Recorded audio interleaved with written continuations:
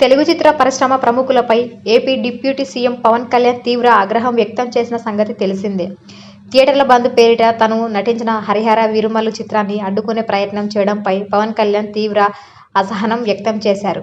ప్రత్యేక ప్రకటన విడుదల చేశారు. తెలుగు చిత్ర పరిశ్రమ కోసం తాను పాటుపడుతుంటే తనకు రిటర్న్ గిఫ్ట్ ఇచ్చారంటూ అసహనం వ్యక్తం చేశారు. వారికి తీవ్ర స్థాయిలో హెచ్చరికలు పంపుతూ దీని వెనుక ఉన్న అసలు వారు ఎవరు అంటూ విచారణ చేపట్టాలంటూ ఆదేశాలు ఇచ్చారు. అయితే ప్రధానంగా ఆరోపణలు ఎదుర్కొంటున్న దిల్రాజు మీడియా ముందుకు వచ్చారు. జనసేన పార్టీ నేత ఇందుకు కారణం అని చెప్పుకొచ్చారు. దీంతో పవన్ కళ్యాణ్ సదరు నేతను పార్టీ నుంచి సస్పెండ్ చేశారు.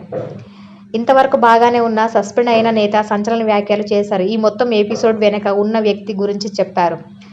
మంత్రితో భేటీ. మరోవైపు AP deputy CM Pawan Kalyan cinematography మంత్రి కందుల దుర్గేష్తో భేటీ అయ్యారు. అయితే థియేటర్ల బంద్ వ్యవహారం సద్గుణమణిగింది. కానీ ఈ ఎపిసోడ్ వెనుక ఉన్న కుట్ర ఏంటనేది బహిర్గతం చేయాలని పవన్ కళ్యాణ్ మంత్రిని ఆదేశించినట్టు తెలుస్తోంది.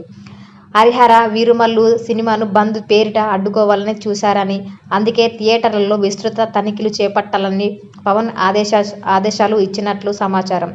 ఇప్పటికే రాష్ట్ర వ్యాప్తంగా థియేటర్ల తనిఖీలు మొదలయ్యాయి. ఇటువంటి నేపథ్యంలో జనసేన బహిష్కృత నేత సత్యనారాయణ మీడియా ముందుకు వచ్చారు.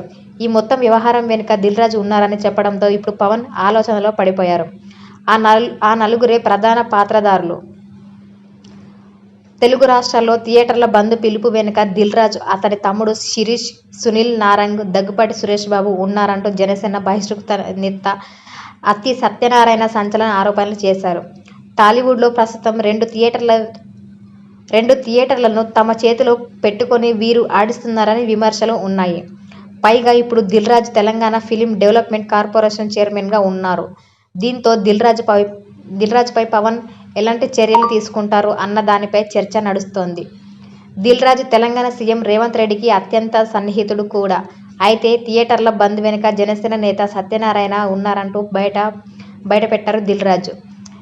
ఇప్పుడు అదే దిల్రాజుపై బహిష్కృత నేత ఆరోపణలు చేయడంతో పవన్ ఎటువంటి చర్యలు తీసుకుంటారో చూడాలి. ఒక్క దిల్రాజు కాదు, ఏకంగా నలుగురిపై ఆరోపణలు చేశారు సత్యనారాయణ. కానీ ఇప్పుడు పవన్ స్పందన ఎలా ఉండబోతుందో అనేది చర్చ.